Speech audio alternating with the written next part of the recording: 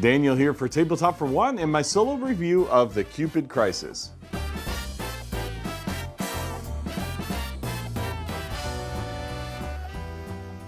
And I thank you for joining me today. Now, Cupid Crisis is one of the Holiday Hijinks line of 18-card escape room games that's published by Grand Gamers Guild. And Grand Gamers Guild provided me with this review copy of this game. So do take that into consideration when considering my review. And since Valentine's Day is coming up, I just wanted to do this review. Now, this game can be played solo or multiplayer, and I actually played this one with my 9-year-old son because he likes puzzle games, and so I decided to let him join in on it. All right, so let's talk about the production quality. The production quality of all the 18-card escape room games is the same. You have a nice little hard folding box that kind of tucks in the back, and so it works really well.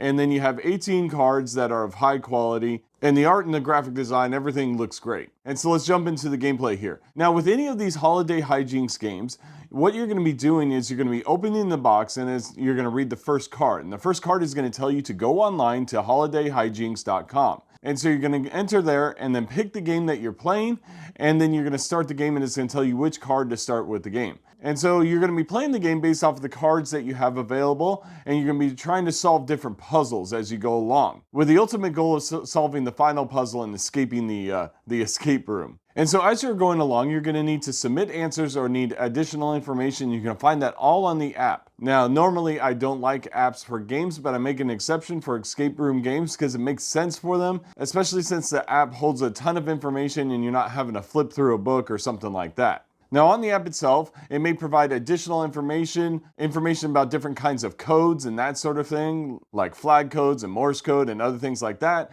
as well as a hint screen where you can go to the specific card you're on and then find a hint. And it's a step-by-step hint, so you don't have to go too far into the hints to where it solves that particular card unless you wanted to. And then on top of that, it has a history of everything you've done. So if you need to access previous information, then you can do that by clicking on that tab and seeing what you've done before. And so in this particular escape room game, it's got the Valentine's Day theme.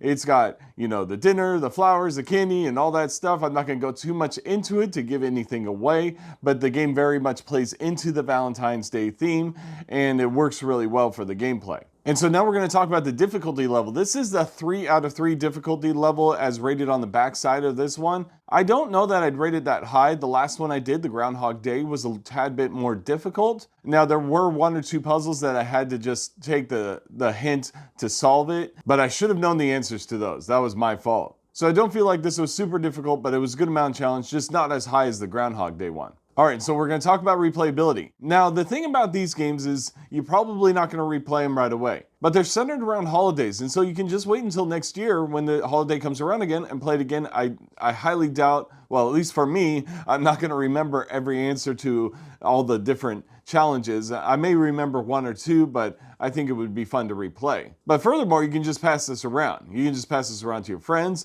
have them take it. It's about an hour and a half, I think it was. And so they can play it and then return it to you and that sort of thing. Now, as far as my recommendation, do I recommend this game? Yeah, I do recommend this game. Now, I want to let you know that they do have a print and play option on their website. And so you can pay a fraction of the price. I think it's less than half the price of ordering this game. And you can print it out yourself. Again, it's only 18 cards, so it's not that big of a deal. But also, you can buy bundles on their website of multiple packs. And so, yeah, you should check that out there. But yeah, I recommend these games if you like the idea of an 18-card escape room game. There's so much information that's put on these cards, and it's really interesting to play. It's a lot of fun. I love escape room games now. This is becoming one of my favorite genres of board gaming. And so yeah, I would definitely recommend this game. And so there you have it. That was my solo review of the Cupid Crisis by Grand Gamers Guild. Let me know in the comments below if you played this one or any others. I'm also looking for any other kind of escape room game, so let me know if you have some of your favorites that you like, and I'd like to add them to my collection. Please also like and subscribe to this channel if you like the content you see here, and I thank all my Patreons for supporting me in this channel, and I thank you very much for watching me on Tabletop for One. Have a great night.